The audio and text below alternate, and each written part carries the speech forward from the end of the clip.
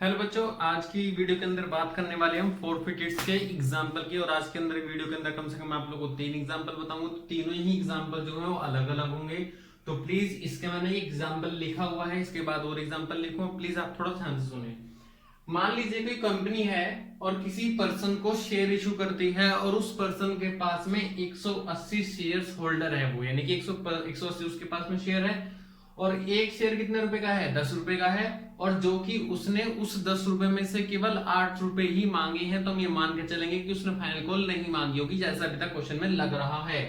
और 2 रुपए का उसके साथ ही प्रीमियम भी है, यानी कि शेयर जो उसने ओरिजिनली प्रीमियम पे इशू करे होंगे। नॉन पेमेंट ऑफ अलॉटमेंट, यानी कि अलॉटमेंट के पैसे उसने नहीं दिए। ठीक है, जो कि अलॉटमेंट हमारी कितने की है? 5 रुपए की। और इसी 5 रुपए के अंदर हमारा प्रीमियम भी शामिल है, तो 3 + 2 हो गया। ठीक है बच्चों, और ये शेयर मैंने जो है अलॉटमेंट के बाद फॉरफिट कर लिए। अब आगे 160 से 180 में से 160 शेयर्स मैंने रीशू करे हैं, जो कि 8 रुपए का कॉल्ड अप है। और मैंने उन शेयर्स को 10 रुपए पर शेयर के हिसाब से बेचा है। तो ये आप लोग की क्वेश्चन है और आप लोगों को फॉरफिट की और रीशू की एंट्री पास करनी है। देखना बच्चों कैसे कैसे एंट्री पास होगी। तो सबसे पहले जो एंट्री बनेगी वो बनेगी आप लोगों की share capital account debit called up share into में, सॉरी, तो फॉरफिटेड शेयर्स इनटू में कॉल्ड अप मनी, जो कि कितने रुपए है? हमारी 8 रुपए है। उसके बाद होता है हमारा सिक्योरिटी प्रीमियम अकाउंट। मैंने आप लोगों को बताया था कि अगर सिक्योरिटी प्रीमियम की इंफॉर्मेशन क्वेश्चन में गिवन है और प्रीमियम की अमाउंट रिसीव नहीं हुई, तो जितनी रिसीव नहीं होती उतनी यहां पर आती है। ठीक है, तो 2 रुपए की हमारी प्रीमियम की अमाउंट थी और 180 शेयर्स पे, तो 180 इंटू में 2 रुपए के शेयर हमारे पास नहीं आए। उसके बाद 2 शेयर फॉरफिटेड, इस फॉरफिटेड का मतलब है जितने पैसे वो हमें पे कर चुका है, ये अभी तक की बात है। और 2 शेयर अलॉटमेंट, जो उसने नहीं दिया। क्या सर नीचे फर्स्ट एंड फाइनल भी लिखेंगे? नहीं लिखेंगे, क्योंकि हमने फर्स्ट एंड फाइनल की कॉल के पैसे नहीं मांगे। अब सर यहां कितना आएगा? देखो बच्चों, अलॉटमेंट कितने रुपए की नहीं आई? अलॉटमेंट हमारी 5 की थी, जो कि पूरी पूरी नहीं आई। तो 180 में इंटू में 5, और इसमें से अगर ये अमाउंट घटाएंगे तो आप लोग की बैलेंसिंग फिगर यही निकल जाएगी, 180 में इंटू में 5। आई सो बात समझ में आ गई होगी, ये आप लोग की बैलेंसिंग फिगर है। उसके बाद हम करेंगे रीशू की एंट्री। रीशू की एंट्री करते वक्त एंट्री बनती है आप लोग की bank account debit to share capital. कितने शेयर हमने इशू करे थे? 160। तो 160 इंटू कितने में बेचे थे शेयर? 10 रुपए, 10 रुपए में। और शेयर कॉल्ड अप वैल्यू कितनी थी?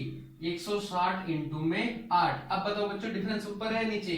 डेफिनेटली डिफरेंस नीचे है। इसका मतलब हमने अपने शेयर महंगे बेचे हैं और सिक्योरिटी प्रीमियम की अमाउंट निकल कर आएगी 2 रुपए। सर अगर डिफरेंस ऊपर आता, मान लो बच्चों ये 8 रुपए है और ये 7 होता, तो डिफरेंस यहां निकल के आता था, उसे बोलते हैं लोग शेयर फॉरफिटेड, यानी कि नुकसान हो जाता।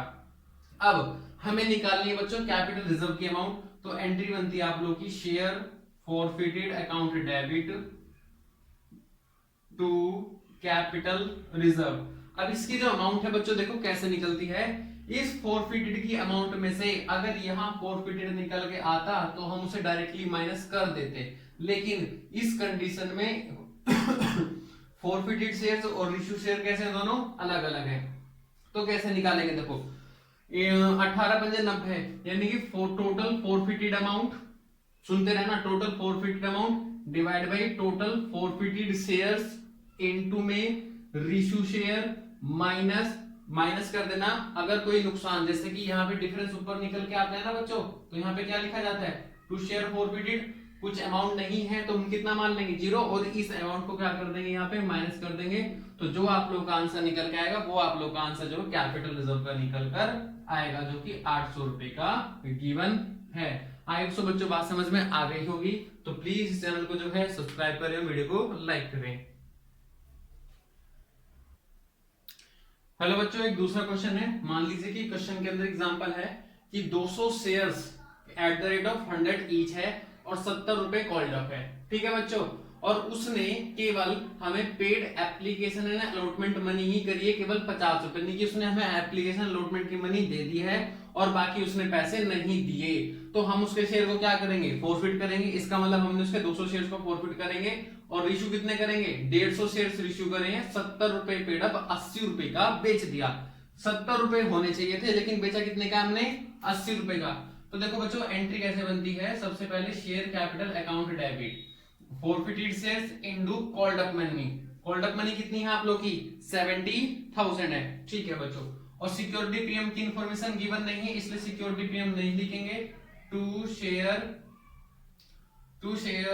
फॉरफिटेड, यानी कि जितने पैसे उसने मुझे दे दिए हैं, उसने मुझे कितने रुपए दिए हैं, 50, तो 200 इंटू में 50। To share first and final call, कितने नहीं दिए उसने भाई, 70 में से 50। सर शेयर तो 100 का था, बेटा 100 का था लेकिन हमने मांगे कितने हैं, केवल 70, और 70 में से उसने कितने दिए हैं, 50, तो कितने नहीं दिए, 20, तो 200 इंटू में 20 रुपए। ठीक है बच्चों, अब नेक्स्ट एंट्री हम उसे रिश्यू करेंगे, तो बैंक अकाउंट डेबिट रिश्यू शेयर जो कि 150 रुपए हैं, इनटू में जितने में बेचा है, और बेचा कितना है, 80 रुपए का।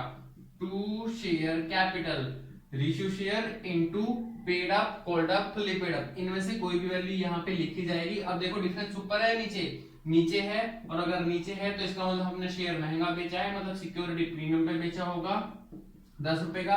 अगर लॉस पे बेचा होता तो यही डिफरेंस ऊपर चला जाता। किस नाम से आता है यहाँ पे डिफरेंस, शेयर फॉरफिटेड के नाम से आता, लेकिन यहाँ है नहीं तो इसलिए इस एंट्री के अंदर ये नहीं लिखेंगे। ठीक है बच्चों, एक लास्ट एंट्री है आप लोग की, share forfeited account debit to capital reserve. अब इस अमाउंट को निकालने के लिए बच्चों थोड़ा तिगड़म है। अगर ये भी हमने फॉरफिट भी 200 शेयर करे होते और रिश्यू भी 200 शेयर करे होते तो इस फॉर्मूले की जरूरत नहीं थी। हम क्या करते, इस अमाउंट में से सीधा सीधा सा इस वाली अमाउंट को माइनस कर देते। बेटा इस अमाउंट के साथ कुछ भी नहीं होगा, मैं कह रहा हूं अगर 200 शेयर फॉरफिट करते, 200 शेयर इश्यू करते, तो डायरेक्टली इस अमाउंट में से ये वाली फॉरफिटेड की अमाउंट, यानी कि इस फॉरफिट में से ये वाला फॉरफिट घटा देते तो आंसर निकल के आ जाता। लेकिन ये फॉर्मूला है जो कि मैंने उस कंडीशन में लगेगा जब हमने शेयर फॉरफिट ज्यादा करे हैं और इश्यू कम करे हैं। तो फॉर्मूला देखो, टोटल फॉरफिटेड अमाउंट जो कि कितने रुपए की है, 10,000 रुपए की, डिवाइड टोटल फॉरफिटेड शेयर्स कितने हैं हमारे, 200, इनटू में रिश्यू शेयर कितने हैं हमारे, 150, minus loss on रिश्यू of share. Loss on रिश्यू of share का मतलब होता है ये वाली फॉरफिट की अमाउंट जो कि कितनी है हमारी, 0 रुपए की। तो जो हमारा आंसर आएगा वो हमारा आंसर बिल्कुल परफेक्ट होगा, जो कि 7500 निकल के आएगा।